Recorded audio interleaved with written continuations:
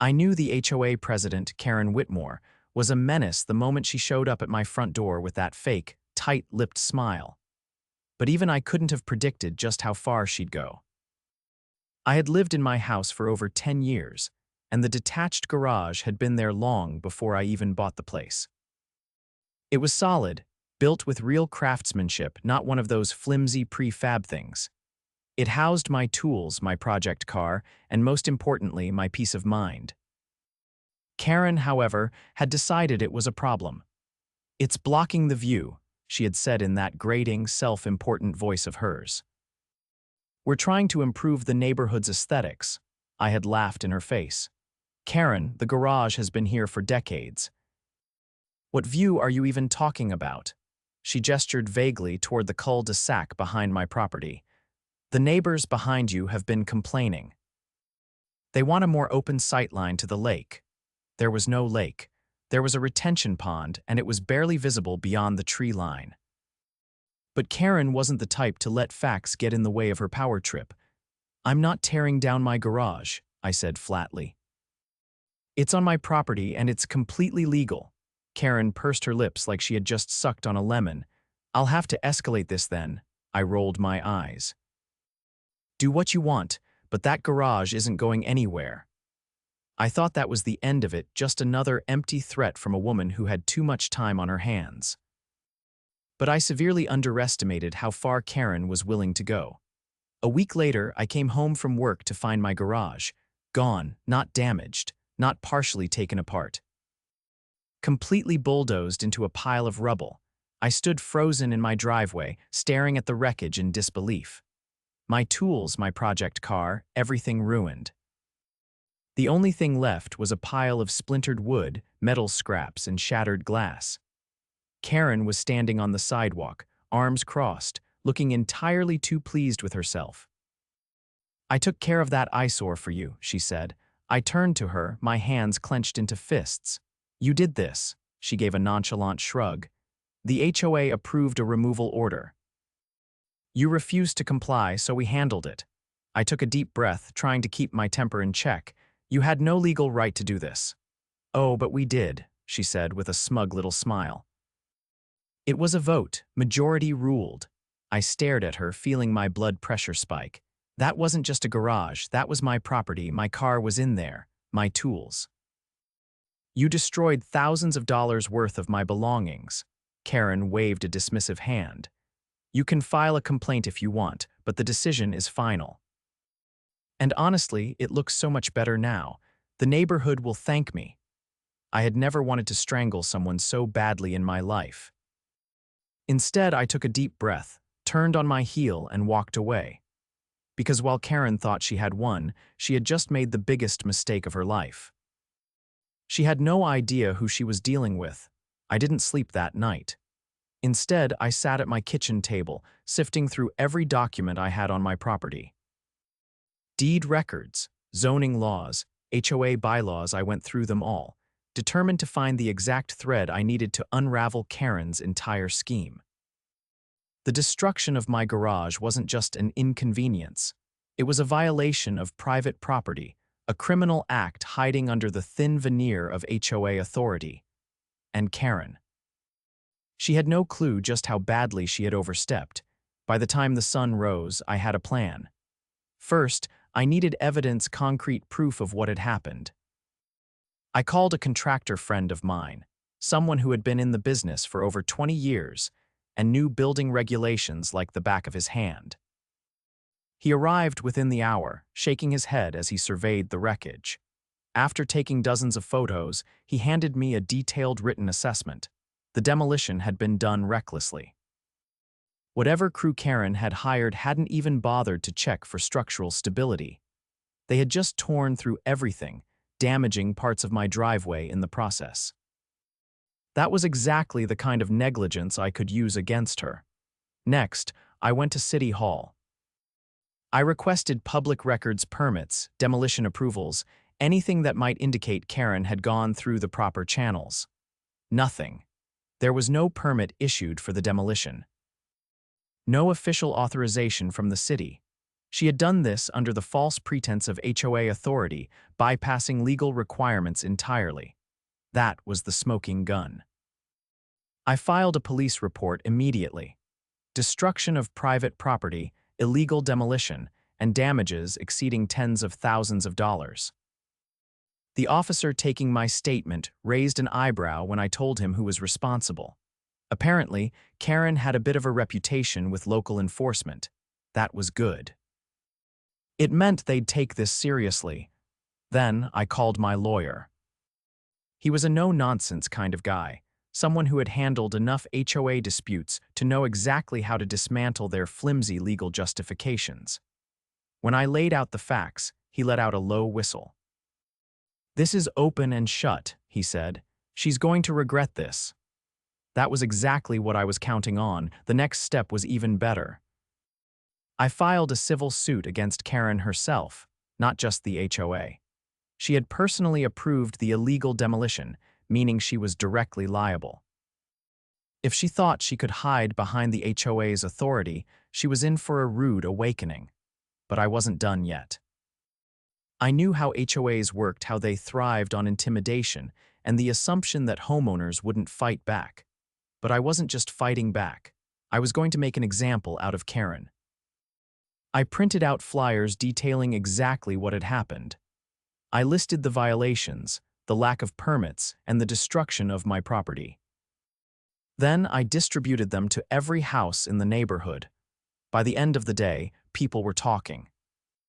Neighbors who had once tolerated Karen's antics were suddenly seeing her for what she really was, a power-hungry tyrant who thought she was above the law. Some of them even started digging into their own issues with the HOA, realizing they might have been scammed too. The pressure was mounting. 2 days later, Karen showed up at my house again. This time, she wasn't smiling. Her face was drawn tight, her usual air of superiority replaced with something closer to desperation. She started talking about misunderstandings, about how the HOA had acted in the best interest of the community. She even tried to suggest a settlement to avoid legal trouble. I let her talk. Then I handed her the lawsuit paperwork. She paled. "This is ridiculous," she said, voice shaking slightly. "No, Karen," I said, my tone calm and measured. "You bulldozed my property without legal authority. You're going to rebuild it, at your expense." She opened her mouth, then closed it. She knew she had no argument. This wasn't just an HOA fine or a petty dispute over lawn decor. She had committed a serious offense, and now she was facing real consequences. The best part, this was only the beginning. Because by the time I was done, Karen wouldn't just be paying for my garage. She'd be answering for every corrupt decision she had ever made. The moment Karen took the lawsuit papers from my hands, her expression twisted. The fake confidence she usually carried was gone, replaced with something closer to disbelief. She looked down at the documents, flipping through them as if she could somehow will the words to change just by skimming them fast enough. I stood there, arms crossed, watching her process the reality of the situation. She wasn't just dealing with a homeowner who would roll over and accept her abuse of power. She was dealing with someone who knew exactly how to fight back. Without another word, she turned on her heel and marched away. I didn't bother watching her leave. I had more important things to focus on. The lawsuit was only one piece of the puzzle. I wanted to make sure Karen wasn't just forced to pay for my damages. I wanted her entire fraudulent system exposed. In the following days, I gathered more evidence. I spoke with neighbors who had been subjected to Karen's arbitrary fines and bogus rule changes. More than a few were willing to provide statements about how the HOA had overstepped its authority under her leadership. One resident, an elderly man named Richard, revealed that he had been fined repeatedly for failure to maintain approved landscaping, even though his yard was pristine. Another neighbor, a young couple, had been forced to tear down a shed they had properly permitted with the city, simply because Karen decided it didn't fit the neighborhood aesthetic. It became clear this wasn't an isolated incident. Karen had been running the HOA like a personal dictatorship. issuing fines and making changes without any legitimate homeowner votes. I compiled everything into a thick folder: photographs, statements, copies of fines, and legal documents proving that much of what Karen had been enforcing was completely outside the HOA's authority. Then came the best part. I had a court date. Karen, despite her usual arrogance, had no choice but to comply. Ignoring the lawsuit would only make things worse for her, and by the time we arrived at the courthouse, she looked like she hadn't slept in days. She was accompanied by a lawyer someone probably paid for with HOA funds, considering how she operated. But I had come prepared. My attorney laid everything out with surgical precision. First, he presented the property records, showing that my garage was legally built and grandfathered into any HOA regulations. Then, he highlighted the fact that no demolition permit had been filed, proving that Karen had acted illegally. But the real damage came when he introduced the statements from the neighbors. One by one, they testified to Karen's pattern of abuse. The judge listened intently, his expression growing sterner with each account. By the time Richard finished explaining how Karen had fined him over imaginary violations, it was clear the tide had turned. When it was Karen's lawyer's turn, he tried to argue that the HOA had acted in the best interest of the community, that removing the garage was a necessary improvement. The judge wasn't buying it. He leaned forward, flipping through the evidence with a critical eye. Then he turned to Karen. "You authorized the demolition of private property without legal approval," he said, his tone sharp. Not only was this a violation of this homeowner's rights, but it was conducted without a single valid permit. "Do you have anything to say for yourself?" Karen's mouth opened and closed, but no words came out. Her lawyer whispered something to her, but it was clear they had no legitimate defense. The judge didn't waste time. He ruled in my favor, ordering full restitution for the destruction of my garage, including the market value of everything inside it. But he didn't stop there. He also slapped Karen with personal liability for the damages, meaning she couldn't just pass the cost onto the HOA. She was responsible. I watched as the color drained from her face. Outside the courthouse, as I walked to my car, Karen stormed up behind me. Gone was the composed, power-drunk HOA president. In her place was a frantic, desperate woman trying to salvage the mess she had made. She started talking fast about how we could work something out, how she could make this go away if I agreed to some sort of private settlement. I didn't even entertain the idea. I reminded her calmly that this was no longer up for debate. A judge had ruled. She was paying for every last nail, every last board, and every last destroyed tool. And best of all, this was only the beginning of her downfall.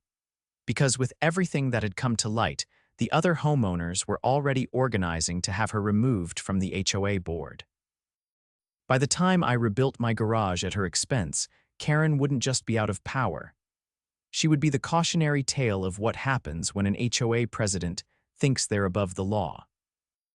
The fallout from Karen's disastrous court loss spread through the neighborhood like wildfire.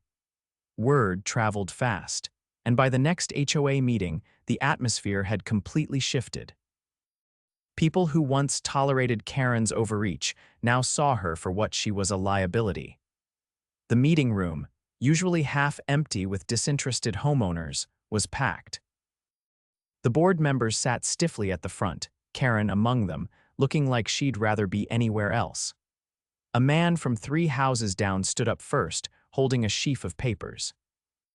He wasted no time listing every instance of Karen issuing fines or making changes without proper authorization. He pointed out how HOA funds had been spent on projects that weren't approved by the community, including the demolition of my garage.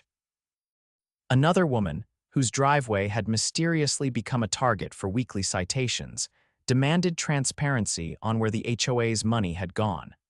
A murmur rippled through the room. People were connecting the dots. Karen hadn't just been overstepping, she had been misusing funds, bending rules, and enforcing policies that didn't officially exist. Then came the moment she had been dreading. A homeowner with a background in finance presented the HOA's financial records, which he had obtained through a formal request. He pointed out discrepancies money allocated for neighborhood improvements that had mysteriously vanished, payments to contractors who had no records of completing work, and unexplained expenses that reeked of personal use. Karen, who had remained silent up until that point, attempted to regain control. She spewed excuses about misunderstandings and clerical errors, but no one was buying it. The tide had turned. The board was left with no choice but to hold a formal vote for her removal. Hands shot up around the room. The decision was unanimous. Karen was out. She sat there, rigid, as the reality settled in. She wasn't just losing her position, she was losing the power she had lorded over the neighborhood for years. And judging by the way board members were already discussing an audit, she was far from finished dealing with consequences. I stayed quiet through most of it, content to let the neighborhood handle its own reckoning. But as Karen gathered her things and made for the exit, she stopped near me. She didn't speak, but the look in her eyes was pure venom. I didn't respond. There was nothing left to say. Days later, the first contractors arrived to begin reconstruction on my garage, paid for entirely by Karen's bank account. The same professionalism she had ignored when she tore it down was now being applied to rebuilding it exactly as it had been. It was a poetic kind of justice. She had wanted it gone, and now she was the one ensuring it stood again. As I stood in my driveway watching the progress, a few neighbors stopped to chat. They talked about the changes coming now that Karen was gone, about how the HOA was finally being held accountable. For the first time in years, the neighborhood felt like it belonged to the people who actually lived in it, not just one woman on a power trip. And as the last beam went up on my new garage, I knew Karen's reign was well and truly over. As the final nail was driven into place on my new garage, I leaned against my truck and let out a breath I hadn't realized I'd been holding. The sight of it standing there again, stronger than before, felt like the perfect ending to a battle that had lasted far too long. The workers packed up their tools, nodding to me as they left, satisfied with a job well done. But while my personal victory was complete, there was still more unraveling to do. Karen's removal from the HOA had only been the beginning. The audit, the one the new board had ordered after her disgraceful exit, was turning up things that were even worse than expected. One evening, I got a knock on my door. It was Mark, one of the new board members, holding a thick folder. He looked exhausted, like he'd spent the past few days buried in paperwork. He handed it to me without a word. Inside were documents detailing misappropriated funds, fraudulent charges, and payments that had been siphoned into personal accounts under the guise of community upkeep. But the biggest bombshell: Karen had been using HOA money to pay for personal legal expenses, including the lawyer she had brought to court against me. The board had already contacted law enforcement. This wasn't just a case of an overzealous HOA president abusing her power, this was outright fraud. I flipped through the documents, shaking my head at the blatant audacity. She had been sending out fines left and right, harassing homeowners over minor infractions, all while quietly funneling money into her own pocket. Mark ran a hand through his hair, frustration evident. He explained that they had contacted a forensic accountant and the full extent of the theft was still being uncovered. But what they had so far was more than enough to press charges. Karen, it seemed, hadn't just lost her position, she was about to lose a lot more. The next few weeks were a whirlwind. I kept my head down, focusing on work and settling back into normal life, but the neighborhood was buzzing.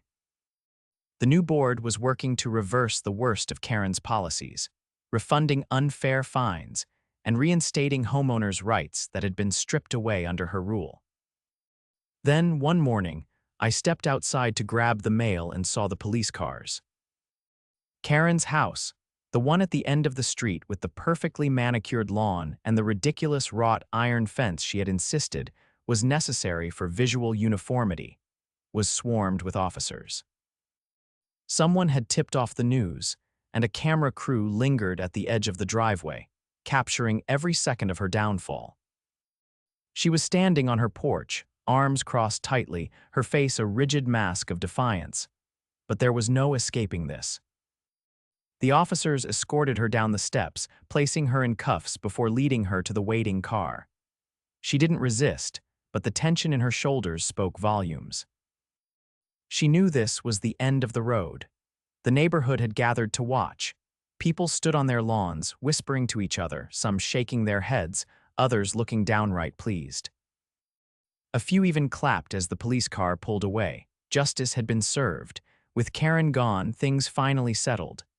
The HOA, under new leadership, worked to rebuild trust with the residents. The ridiculous fines disappeared, the unnecessary restrictions were lifted, and for the first time in years, people felt like they actually had a say in their own community. One evening, as I sat on my porch, Richard walked up, hands in his pockets. He looked around, taking in the peaceful street, the lack of tension that had once hung over everything like a storm cloud. He nodded, satisfied. "Feels different now," he said. I agreed. The neighborhood had always been a good place, but for too long, it had been under the thumb of someone who cared more about control than community. Now, it was finally free from that grip. As we stood there, watching the sunset cast golden light over the rooftops, I realized that this wasn't just about revenge or getting even. It was about restoring balance, about making sure no one else had to go through what I had. Karen had bulldozed my garage, thinking she could erase my rights with the stroke of a pen. Instead, she had destroyed herself. With Karen gone, the neighborhood finally had a chance to breathe. The new HOA board wasted no time undoing the worst of her policies. Fines were reviewed, and in many cases, refunded. Arbitrary rules were stripped away, and actual homeowner votes were held for the first time in years. It was like a dark cloud had lifted, and people were realizing they didn't have to live under constant scrutiny anymore. I was ready to put it all behind me, to enjoy my rebuilt garage and let the neighborhood move on. But then, something unexpected happened. A certified letter arrived in my mailbox, official-looking and stamped with legal insignias. I opened it, expecting some final piece of HOA bureaucracy, but what I found was even better. It was an invitation to testify in a civil case against Karen. Apparently, I wasn't the only one she'd wronged. An entire group of homeowners had banded together to sue her over the financial mismanagement that had come to light during the audit. The lawsuit claimed she had misappropriated tens of thousands of dollars, levied fraudulent fines, and enforced rules that had no legal standing. The evidence was damning, and they wanted me to provide testimony about how far she had gone, including my demolished garage. I didn't hesitate. I agreed immediately. When the court date arrived, I walked into the packed courtroom, where several of my neighbors were already seated, ready to give their own statements. Karen sat at the defendant's table, looking far less confident than she had in our previous encounter. Her expensive lawyer was gone likely because she could no longer afford one. Instead, she had a public defender who looked like he had been handed the case at the last minute.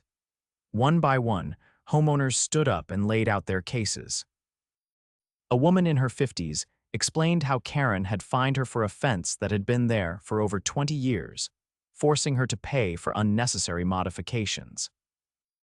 A small business owner described how Karen had tried to shut down his home office, claiming it violated zoning laws that didn't actually exist. Then it was my turn. I walked to the stand and described in detail how Karen had illegally ordered the demolition of my garage, how she had smirked as she told me it was for the good of the neighborhood, and how I had been forced to take her to court to get justice. I handed over all the documentation I had, including the police report and contractor assessments showing the destruction had been done without permits. The judge listened carefully, taking notes as the evidence stacked up. Karen, for her part, didn't even try to defend herself. She sat there, hands clenched in her lap, staring at the table as her world crumbled around her. When the final ruling came down, it was brutal. She was found personally liable for tens of thousands of dollars in damages to multiple homeowners. Her assets were frozen, and she was ordered to pay restitution to every person she had wronged. On top of that, the court recommended further investigation into her handling of HOA funds, which could lead to even more legal trouble. As the gavel struck, the courtroom buzzed with murmurs. It was over. Karen's reign of petty tyranny had come to an official, documented end. Outside the courthouse, neighbors gathered, shaking hands and exchanging relieved smiles. The weight of years of frustration had finally been lifted. Some people talked about celebrating, about having a real community gathering now that Karen was no longer around to police every little detail. I took a deep breath, feeling a sense of finality settle over me. This wasn't just about my garage anymore. This was about an entire neighborhood taking back control, about refusing to let one person dictate how they lived. As I walked back to my truck, I caught a glimpse of Karen standing by the curb, waiting for a ride. She looked smaller somehow, deflated. She must have felt my gaze because she turned, her expression unreadable. For a brief moment, I wondered if she regretted any of it. If she had ever considered that her obsession with control would lead her here. But then, she looked away, her shoulders stiffening as if she still refused to acknowledge the consequences of her actions. I got into my truck, started the engine, and pulled away, leaving her standing there. For the first time in a long while, I didn't have to worry about what the HOA would try next. The neighborhood was finally free.